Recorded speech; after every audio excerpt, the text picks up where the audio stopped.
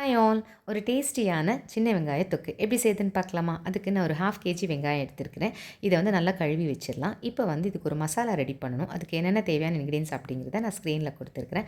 அதை நல்லா dry roast பண்ணிவிட்டு இந்த மாதிரி மிக்ஸி ஜாரில் போட்டு பவுடர் பண்ணி வச்சிடலாம். இப்போ ஒரு மிக்ஸி ஜார் எடுத்துகிட்டு அதில் இந்த வெங்காயத்தை எல்லாம் போட்டு நல்லா பல்ஸ் மோடில் அரைச்சி எடுத்துக்கணும். இந்த மாதிரி கொரகொரப்பாக இருக்கணும்.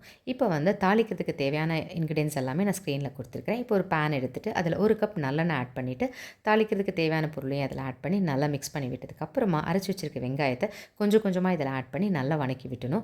கொஞ்சம் வணக்கினதுக்கு அப்புறமா இதில் வந்து மஞ்சள் தூள், வரமிளகாத்தூள், சால்ட்டு, அதுக்கப்புறமா பெருங்காயத்தூள் எடுத்து வச்சுருந்தோம்ல அதையும் இதில் ஆட் பண்ணி பச்சை வாசனை போகிற வரைக்கும் நல்லா வணக்கி விடலாம். இப்போ வந்து ஒரு லெமன் சைஸ் அளவு புளியை வந்து நான் 1 கப் தண்ணியில் மிக்ஸ் பண்ணி வச்சுருக்கிறேன்.